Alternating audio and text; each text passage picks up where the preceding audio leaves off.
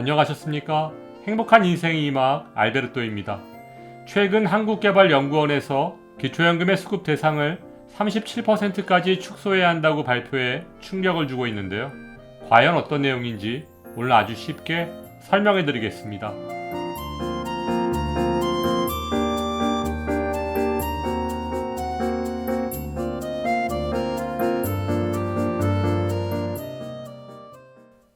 지난 25일 한국개발연구원 KDI는 정부 세종청사에서 현행 노인 70%에게 지급되고 있는 기초연금 선정 방식을 개편해서 빈곤층을 더 두텁게 지급해야 한다는 내용을 담은 기초연금 선정 방식 개편 방향 보고서를 발표했는데요. 최근 고령층의 소득과 자산 수준이 개선되면서 가난하지 않은 노인이 기초연금을 받는 문제를 개선해야 한다는 취지입니다. 우리나라는 지난해 12월 만 65세 이상 고령 인구가 전체 인구의 20%를 넘어선 초고령 사회에 진입했습니다. 이는 지난 2017년 고령 사회에 진입한 지 7년 만의 일인데요. 이와 같은 급속한 증가세라면 2050년엔 노인 인구가 1900만 명에 이를 것으로 예상되고 있습니다. 현재 우리나라는 노인 빈곤 문제를 해결하기 위해 기초연금 제도를 운영하고 있습니다.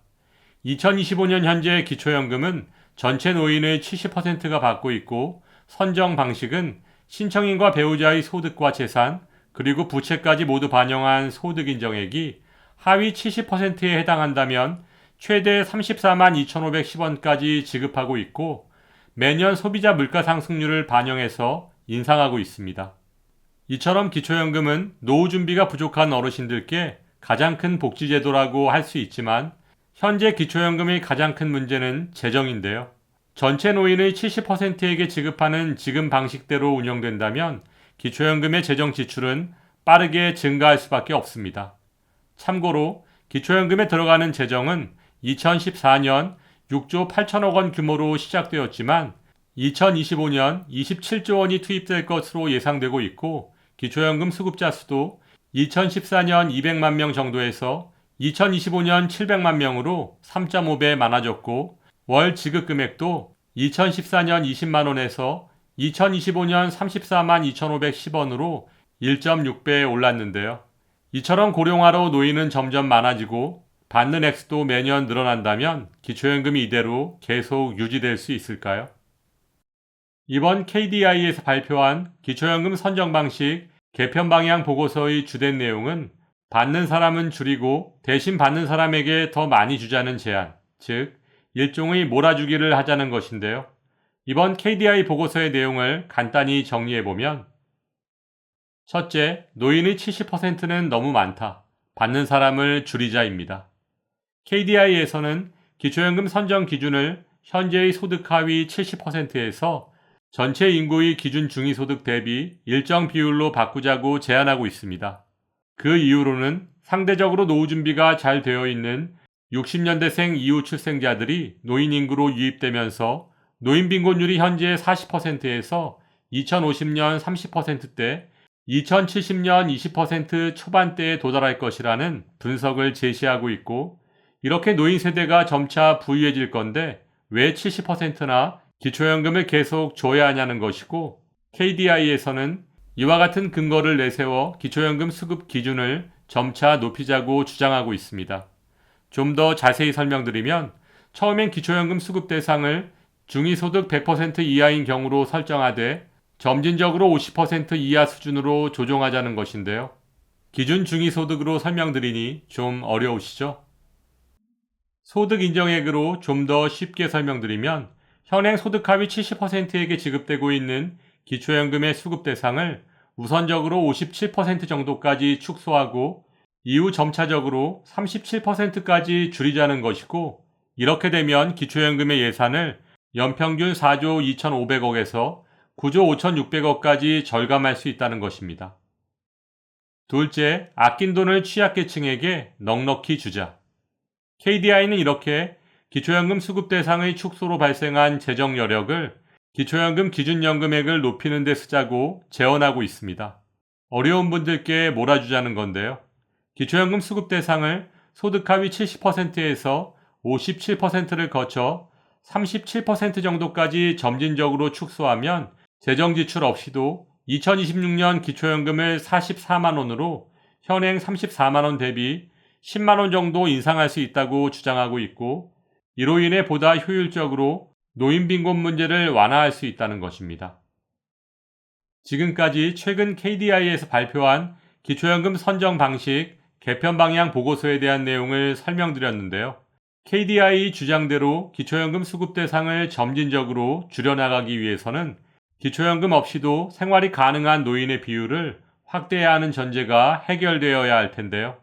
현재 어르신들이 받고 있는 또 다른 공적연금인 국민연금의 상황을 들여다보면 문제가 복잡해집니다.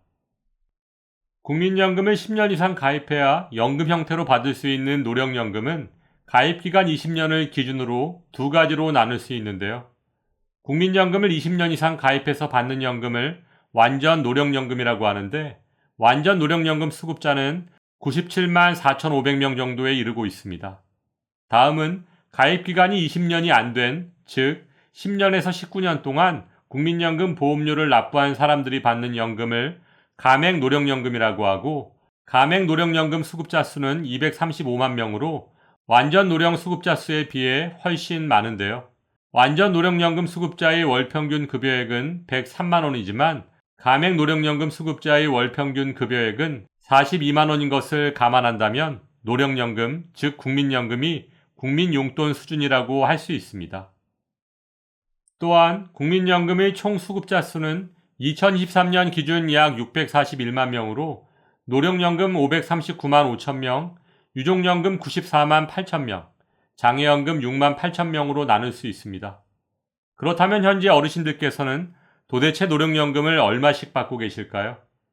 노령연금의 월 수급액을 구간대별로 살펴보면 20에서 40만 원을 받고 계신 분이 약 199만 6천 명으로 가장 많고, 40에서 60만 원이 100만 3천 명으로 그 뒤를 이었고, 60에서 80만 원이 50만 2천 명, 80에서 100만 원이 30만 1000명, 100만 원 이상이 51만 1000명으로 나타났는데요. 노령연금 수급자 10명 중 4명 정도가 20에서 40만 원 사이인 상황 속에서 이는 1인 가구 최저생활비에도 훨씬 못 미치는 금액이고, 2025년 현재 34만 2,510원을 받고 있는 기초연금과 유사하거나 다소 많은 정도의 금액인 것입니다. 최근 국회에서는 국민연금의 보험료율과 소득 대체율을 결정하는 모수개혁에 대한 논의가 활발히 진행되고 있는데요. 연금 재정의 고갈을 최대한 늦추기 위해 소득 대체율의 인상을 최소화하고 자동 안정장치의 도입으로 국민연금 수급액을 줄이기 위한 방법을 만지작거리고 있는 상황 속에서 오늘 설명드린 KDI의 기초연금 수급 대상을 축소하자는 보고서는 노인 빈곤율, 노인 인구 증가, 연금 재정 등 숫자에만 치우친 편협한 주장이라고 할 수 있지 않을까요? 물론 KDI 보고서의 내용대로 기초연금 수급 대상을 축소하려면 국회에서 기초연금법을 개정해야 하고, 이는 정치권의 몫이라고 할 수 있습니다. 하지만 지금 같은 탄핵 정국 속에서 정치권은 국민, 더 정확히는 선거의 표를 계산할 것이고, 결국 기초연금 수급 대상 문제는 국민의 몫이라고 할 수 있습니다. 최근 국민연금공단의 자료에 따르면 국민연금을 연금 형태로 받을 수 있는 최소 가입기간 10년을 채우지 못한 50대 가입자가 200만 명을 넘어선 것을 보면 고금리 고물가로 어려운 경제 여건 속에서 국민연금 가입자들 또한 극심한 양극화의 양상을 보이고 있습니다. 따라서 최근 다시 시작된 연금개혁이 노후 생활이 부족한 어르신들께 도움이 될 수 있는 방향으로 진행될 수 있기를 바라며, 오늘도 알베르토가 어르신들 행복한 인생 2막을 응원하겠습니다. 행복한 하루 되세요. 좋아요, 구독, 그리고 알림과 공유는 좋은 콘텐츠를 만드는 힘이 됩니다.